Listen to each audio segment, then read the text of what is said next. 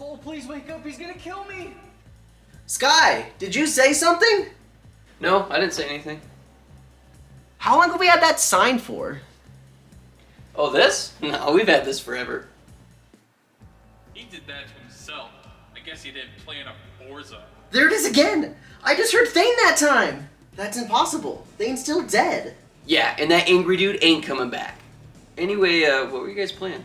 Oh, we're actually playing through Xenoblade Chronicles 2, but we sort of hit a wall. Yeah, but it got really tough though. So let's take a break. Do you got Forza? What's a Forza? It's a racing game. You've really never heard of it? Nope, the only racing game we got is this.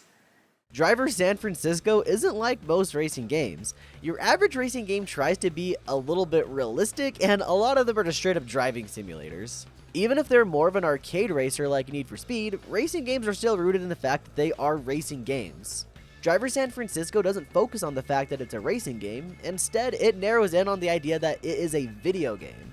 In probably just about every video game you've ever played, you've got things like power-ups, ways to get stronger, and bosses to use those newfound powers against. Driver does this same thing. Instead of solely relying on your skill as a driver like other racing games, Driver gives you powers to help you get ahead of the competition. In other words, Driver San Francisco is the most video game racing game I've ever played. And the best part is that thanks to the plot, it all totally makes sense.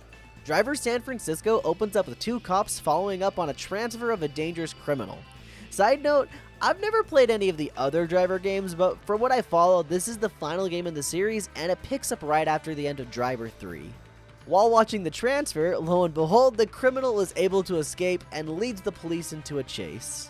During the chase, the player character John Tanner crashes and then gets hit by a truck, putting him into a coma.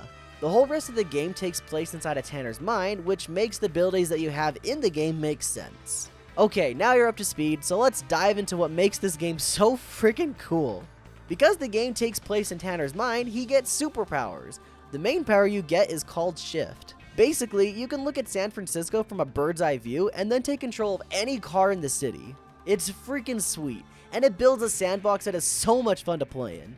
Think about it like this. You're driving around town and then all of a sudden you see a car that is so much cooler than what you're currently in, so you decide to shift over to it and bam, it's yours. But you can do so much more than just that. Let's say you're chasing somebody and you can't quite catch them. You shift into oncoming traffic and you give the dude a head-on collision. Imagine you're in a race and you're dead last, so you decide to shift over to that semi-truck and you block the entire road. The devs basically said, here, take this. It's the power of God. Have fun. You have so much control as to what's going on in the city, and rightfully so. I mean, it is all in your head anyway. Throughout each chapter of the game, you have main and side missions, and each one is more interesting than the last. They all have their own unique charm, and some of the side missions even tell a story of their own over the different chapters in the game, separate from the main story. One mission might have you in a race where you have to make sure that two specific cars come in first and second place. Another mission will have you keeping a truck above 60 miles per hour, or it'll blow up. Just like that movie Speed. I didn't mention this earlier, but the tone of the game is ripped straight from a classic cop duo movie like Starsky and Hutch. The banter and scenarios, even down to the American muscle car, it's plucked right out of 80s and 90s television, but it's still set in the 2000s. Speaking of banter, when you shift into a car with a passenger, you can hear some hilarious conversations. You ain't still mad about me and KK, are you? What? Who's KK? No, just beginning. Tanner, who just popped in mid-conversation, does his best to pick up the pieces to make himself inconspicuous, and at times, it's just stupid funny. But the NPCs are also where I have one of my biggest issues, specifically other drivers. The driving AI in this game is just terrible. Between the rubber banding and their programming telling them they need to go to their destination by all means necessary, it can be quite a handful to deal with. One early mission I had particular trouble with was one where you're trying to reach a destination within a time limit while also trying to lose your pursuers. On the surface, it seems fine, but when dealing with the AI, it's a huge pain. I'd be heading in a direction not necessarily toward my destination, just trying to lose the cars chasing me. I would switch into oncoming traffic to smash into the cars behind me, but as soon as I did that, the original car I was in would be like, we need to be heading this other direction right now. They would flip a Yui and screw up all of my plans to smash head-on into the pursuers. Little things like this just drove me insane, but in all honesty, the pros still outweigh the negatives. This game is just a ton of fun because of all of the crazy crap you can do. This is crazy. I've never played a racing game like this before. Yeah, and it's not even tank controls. It's freaking great. What are you talking about? Tank controls? Sure, it wasn't until Resident Evil 4 on the Wii that developers stopped using tank controls. Okay, there's something seriously wrong with what you guys are saying. Resi 4 came out 2005 for the GameCube. What are you all on about tank controls for? What do you mean? Resident Evil 4 didn't come out until 2011. What's a GameCube? This is not happening. What's not happening? Now I'm going to talk about some story spoilers. I'll do my best to keep it vague and try to only talk about things that pretty much anybody could guess would happen. But that said, if you do want to play this without any idea of the story, just skip to the ending skit. If not, buckle up because here's where it gets good.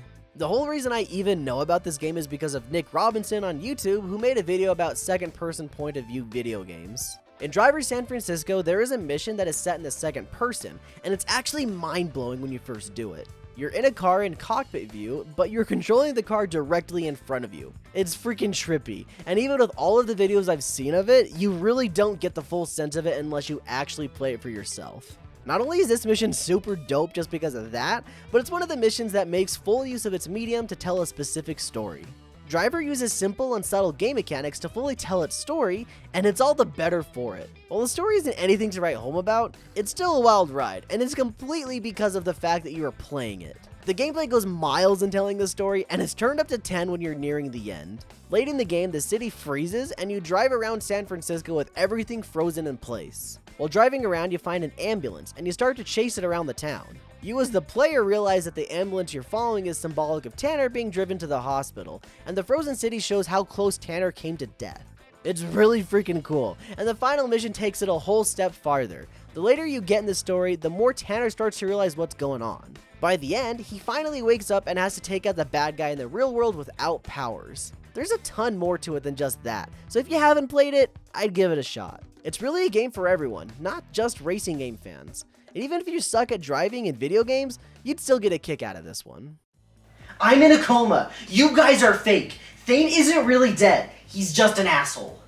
What do you mean I'm fake? I went on an entire adventure. I was Link. Yeah, I'm probably fake. Makes sense. Wait a second. That's it.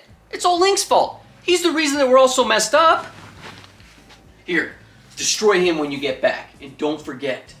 But how are you gonna get back?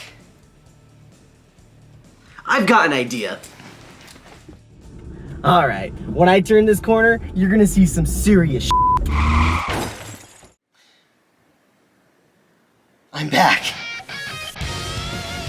Hey everyone, thank you for watching our video on Driver San Francisco. This game was a ton of fun, and I never would have found out about it if it wasn't for the internet. So comment down below other games that we may not have heard of that you absolutely adore. This video also marks one of the ending videos of our Rad Cat saga that we've been telling over the past couple years, so subscribe to stay updated on that. Check out our Patreon where you can support us even more by just giving us a simple $1. With that simple $1, you can get behind the scenes, you can check out some of our other fun side videos like video game openings, card openings, our manga pickups, our game pickups, all that kind of stuff. Thanks again for watching, and as always, keep it rad.